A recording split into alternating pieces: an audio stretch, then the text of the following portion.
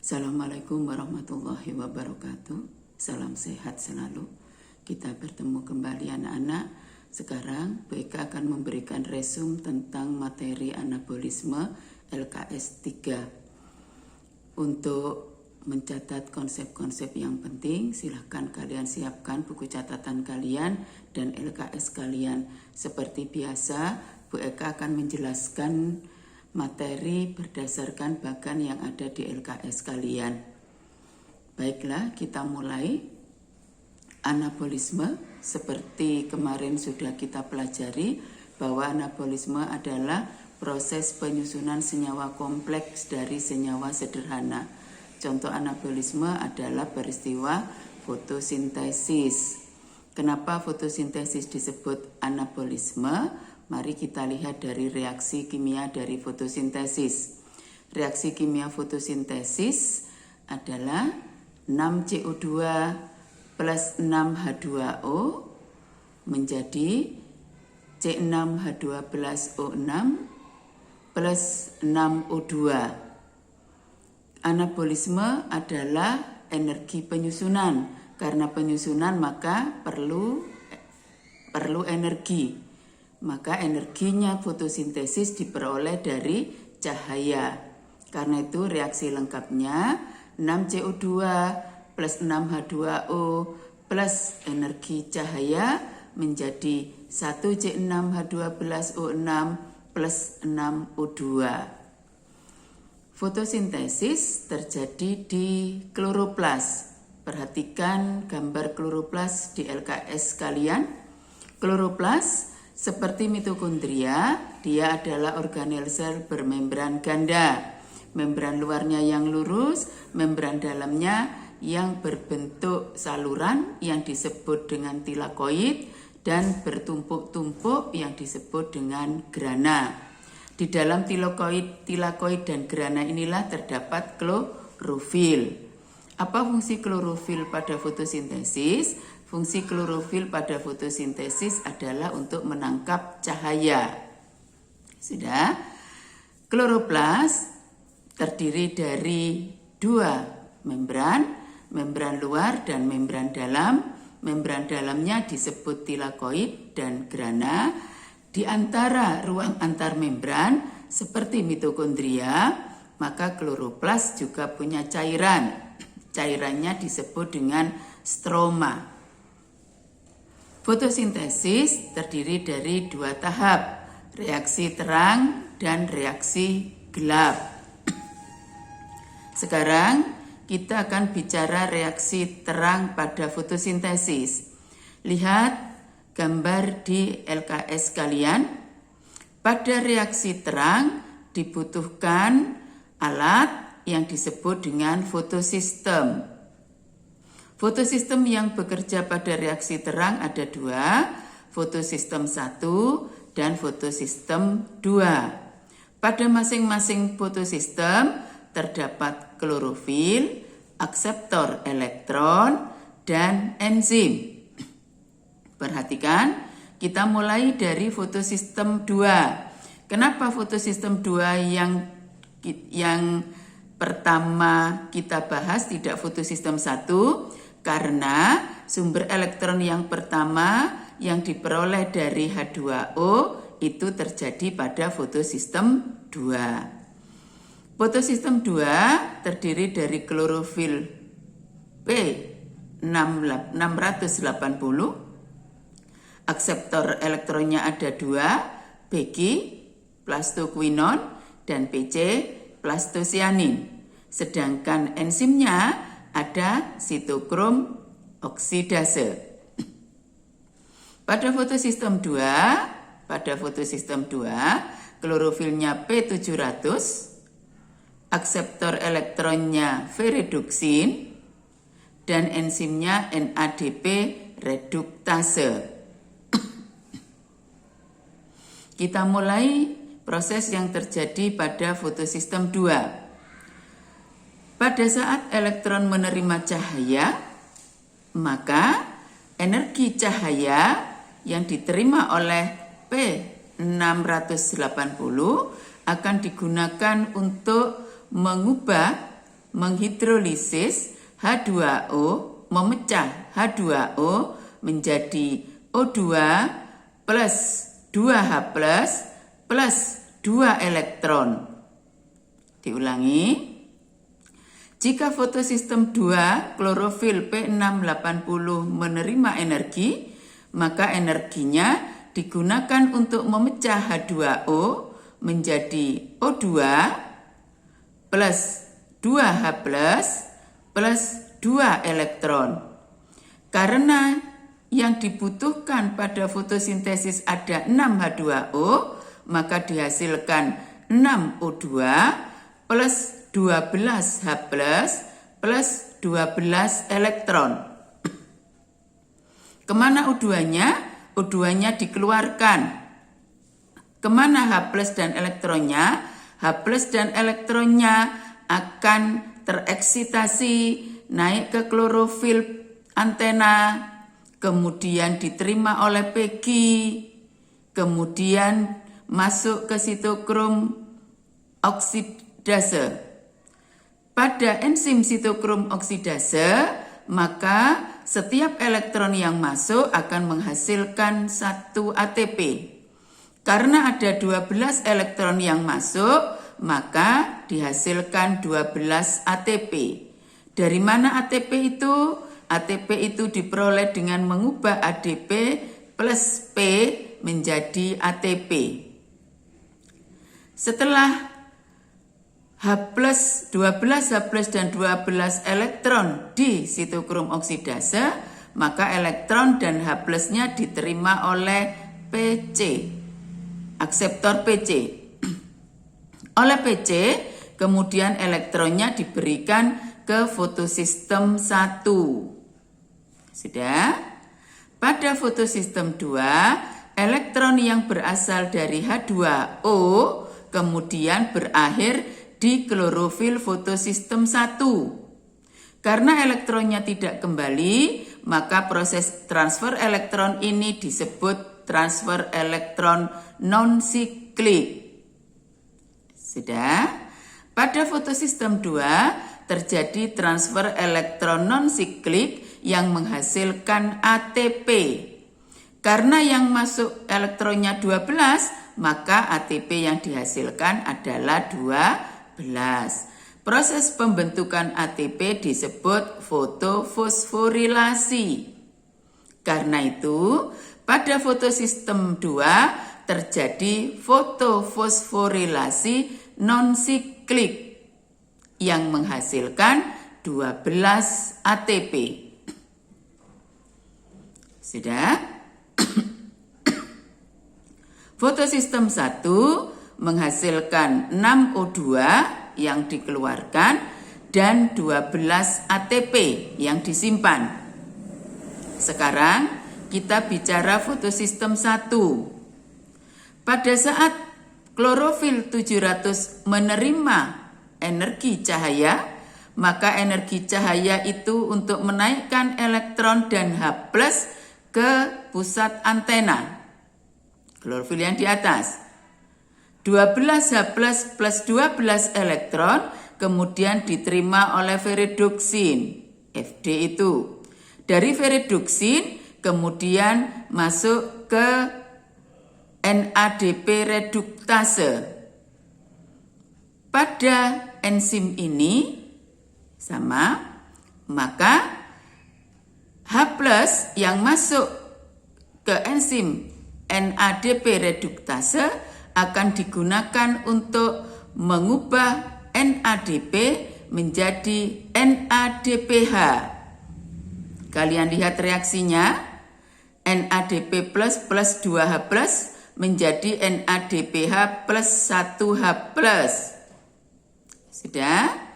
Karena di sini tadi kalau 2H plus itu sama dengan 12, elektronnya juga 12, maka pada saat terjadi pengubahan NADPH, ada 12 NADPH plus 1H plus. Berarti masih ada 1 elektron.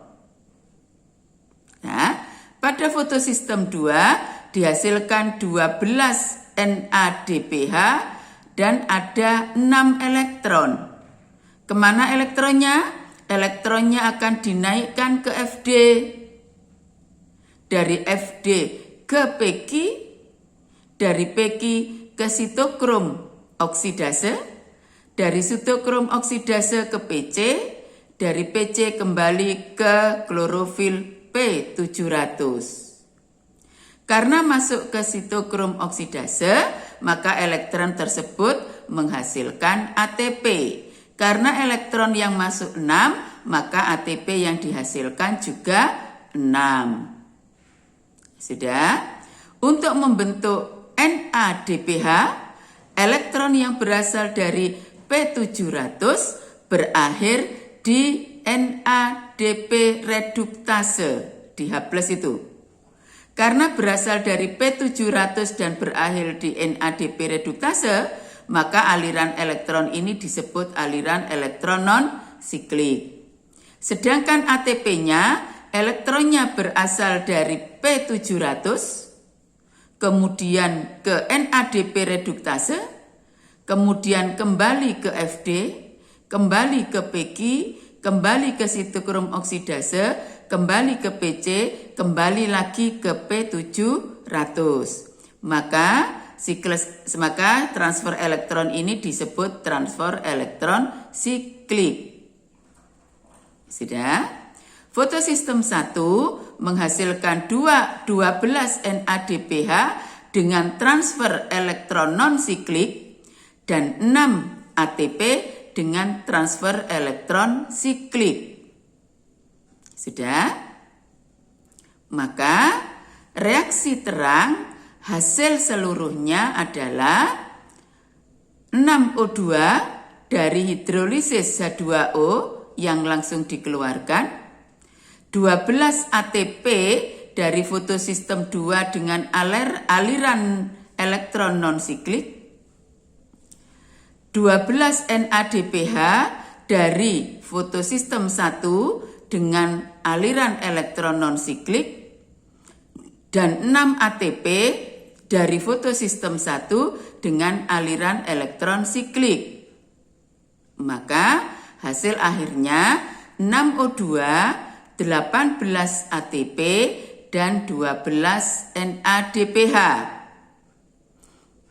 NADPH dihasilkan oleh fotosistem 1, ATP 18, yang 6 dihasilkan oleh fotosistem 1, yang 12 dihasilkan oleh fotosistem 2. Itu hasil dari reaksi terang. Kemana 18 ATP dan 12 NADPH?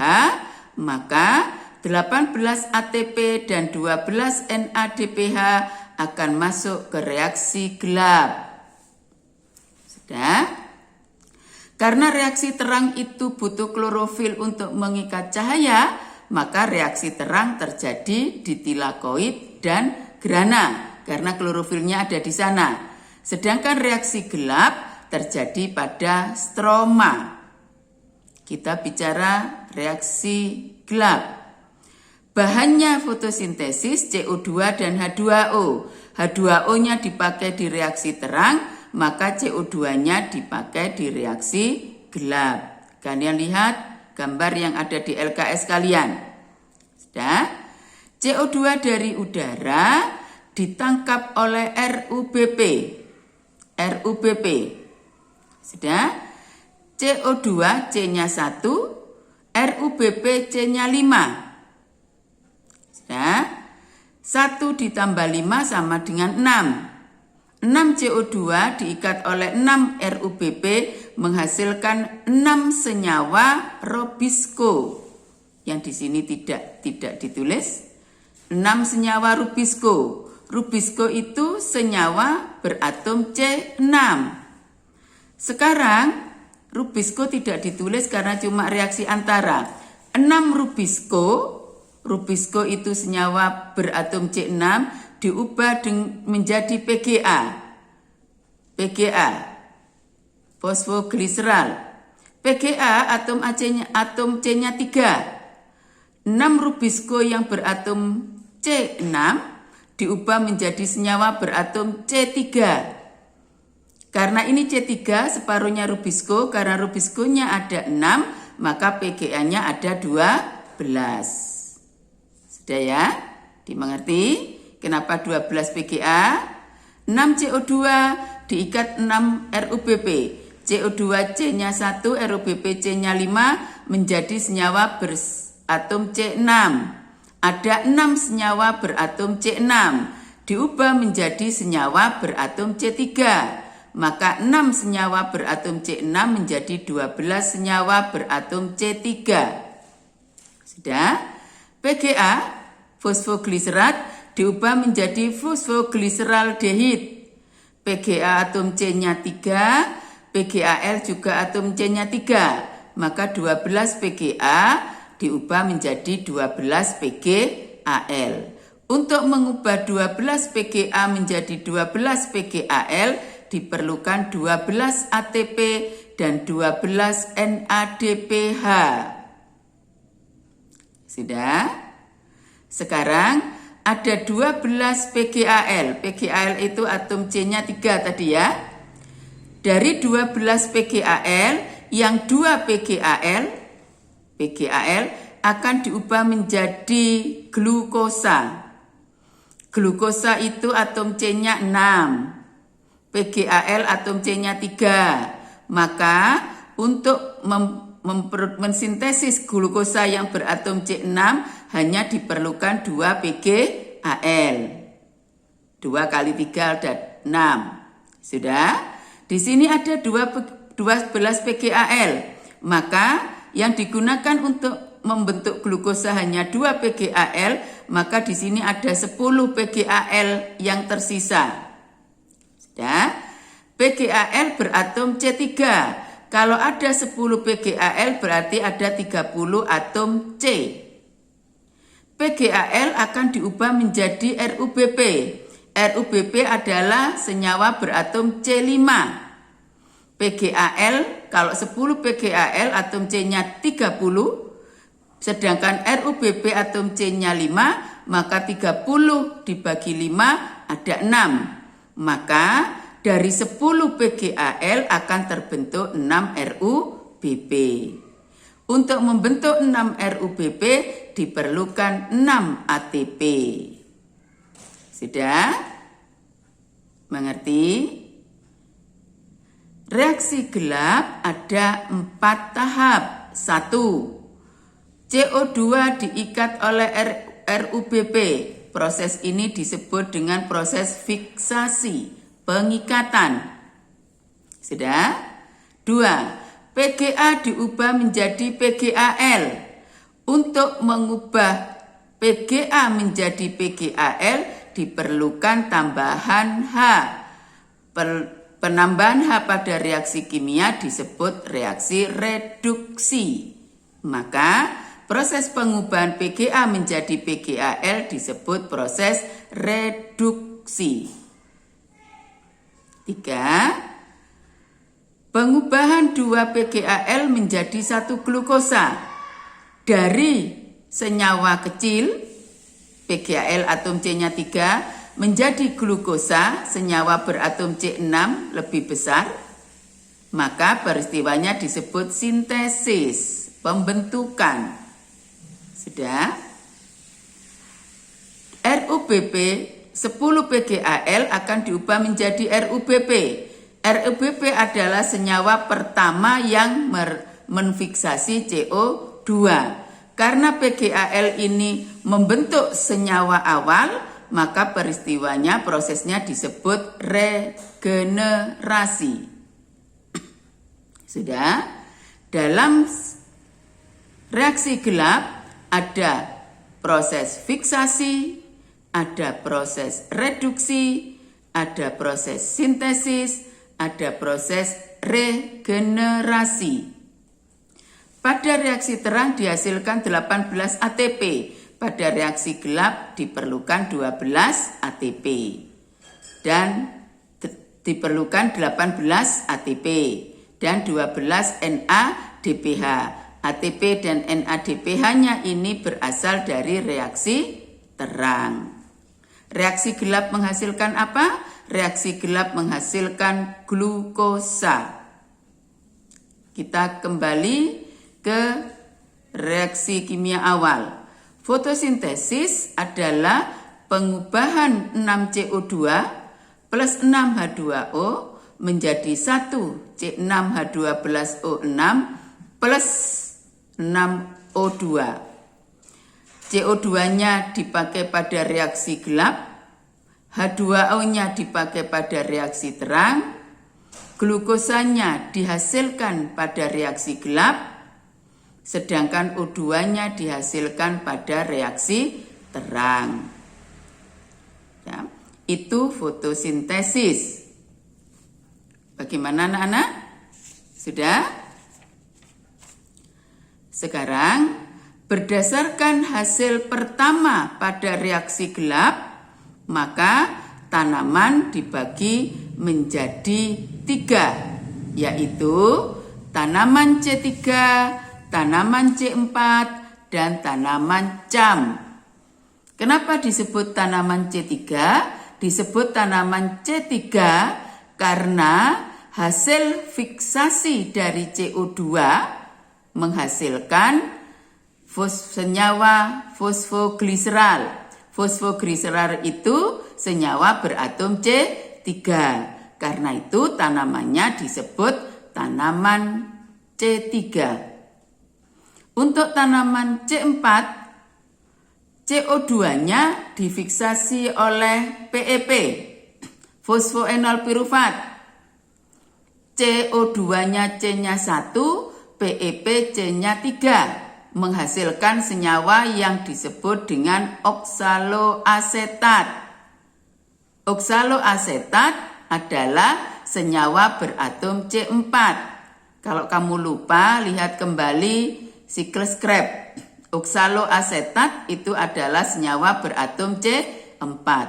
Karena hasil fiksasinya adalah senyawa AOA, oksaloasetat, maka tanamannya disebut tanaman C4.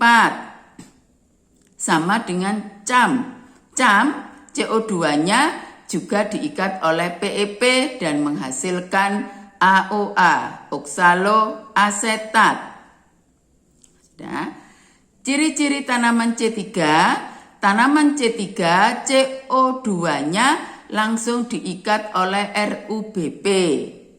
Kenapa? Karena tanaman ini ada di daerah yang CO2-nya jumlahnya banyak.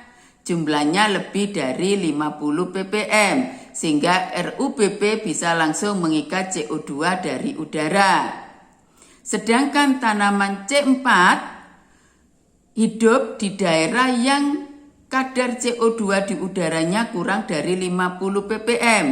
Karena itu RUBP tidak bisa langsung mengikat CO2, maka CO2-nya diikat oleh PEP menjadi AOA, oksaloasetat. Karena oksaloasetat itu adalah senyawa pertama dalam siklus Krebs yang mengikat asetil-CoA, agar hasil ini tidak masuk ke siklus Krebs, maka AOA-nya kemudian diubah menjadi malat. Pada tanaman C4, malat akan disimpan di sel seludang. Di sel seludang, bila ada cahaya, maka malatnya diubah menjadi asam pirufat plus CO2. CO2-nya baru di sel seludang diikat oleh RUBP masuk dalam siklus dalam reaksi gelap. Nah, cam hampir sama dengan C4. Bedanya, kalau pada cam CO2 diikat oleh PEP menjadi AOA, AOA diubah menjadi malat, malatnya disimpan di vakuola, vakuolanya kloroplas. Pada siang hari sama, malatnya akan diubah menjadi asam pirufat plus CO2, kemudian CO2-nya baru diikat oleh RUBP masuk ke reaksi gelap. Tanaman C4 hidup di daerah kering dengan CO2 kurang dari 50 ppm. Tanaman cam juga hidup di daerah kering dan bersuhu tinggi. Karena bersuhu tinggi, maka untuk mengurangi peristiwa transpirasi pada siang hari, maka tanaman ini menutup stomata. Karena stomatanya tertutup, maka CO2 tidak bisa masuk di siang hari. Maka CO2 akan diikat oleh PEP pada malam hari. Itu bedanya C4 dan cam. Sudah? Contoh tanamannya silakan kalian lihat di buku kalian untuk contoh tanaman. C3 itu tanaman, 80% tanaman itu C3, 15% tanaman itu adalah C4, dan 5%-nya adalah cam. Sudah anak-anak? Sekarang lihat di BKS kalian tentang kemosintesis. Sudah, reaksi kemosintesis. Nah, organisme ini melakukan kemosintesis karena dia tidak punya klorofil. Klorofil adalah mengikat cahaya untuk menghidrolisis H2O. Sudah. Bagaimana organisme kemosintesis ini melakukan sintesa glukosa? Maka reaksinya seperti di PKS kalian. Senyawa organik contohnya NH3 akan dioksidasi oleh O2 menjadi HNO2 plus energi. Energinya kemudian digunakan untuk memecah H2O menjadi H+ dan O2.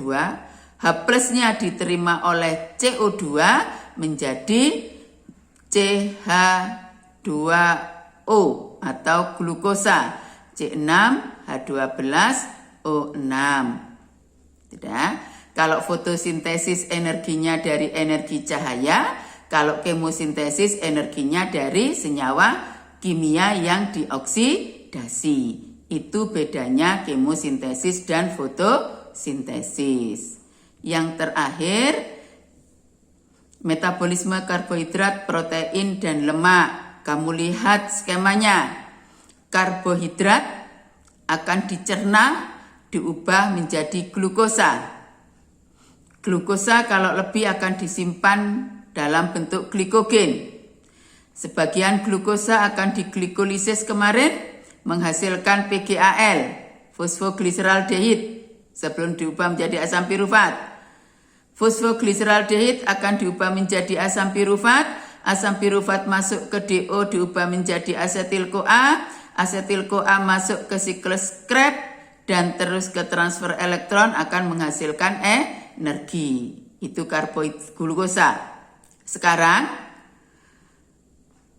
hasil dari untuk lemak. Lemak akan diubah menjadi dua senyawa, gliserol dan asam lemak.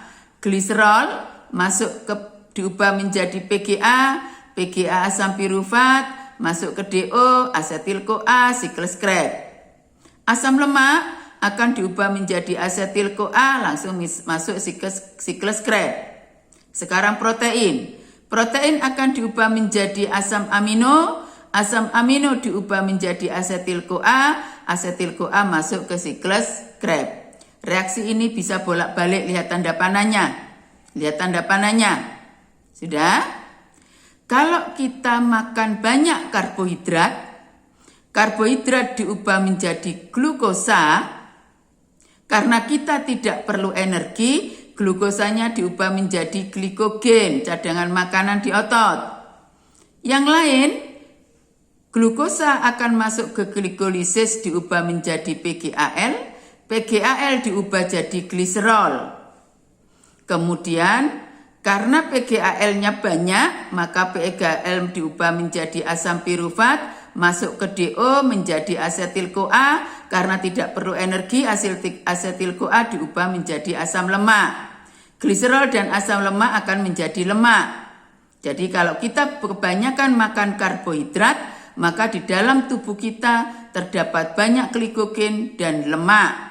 Sehingga menjadi obesitas. Yang terakhir, glukosa akan diubah menjadi PGAL, asam pirufat, asetil-CoA, maka sebagian asetil-CoA akan diubah menjadi asam amino akan diubah menjadi protein. Pada kelas 11, pada sistem pencernaan makanan, maka karbohidrat, lemak, dan protein akan diubah menjadi energi. Yang paling banyak menghasilkan energi adalah lemak. Kenapa? Karena lemak diubah menjadi 2 senyawa, gliserol dan asam lemak. Sedangkan protein hanya 1 asam amino dan karbohidrat juga 1 glukosa saja. Jika kita kekurangan karbohidrat, maka yang diubah pertama bukan protein karena energi yang dihasilkan sedikit. Maka yang diubah pertama adalah lemak. Kalau lemak habis, maka kita jadi kurus. Kalau lemaknya sudah habis, baru protein yang diubah. Kalau kita kekurangan protein, maka disebut gizi buruk. Kalau kekurangan lemak, gizi kurang. Kalau kekurangan protein, disebut gizi buruk. Itu hubungan antara metabolisme karbohidrat, lemak, dan protein. Karbohidrat dan lemak berhubungan di PGAL dan asetil-CoA. Karbohidrat dan protein di asetil-CoA. Lemak dan protein di asetil-CoA. Maka LKS-LKS yang masih salah, tolong dibetulkan. Ya. Untuk LKS 3 anabolisme sudah selesai, maka setelah anabolisme maka kalian siap-siap untuk ulangan harian kedua. Demikian tadi. Wassalamualaikum warahmatullahi wabarakatuh.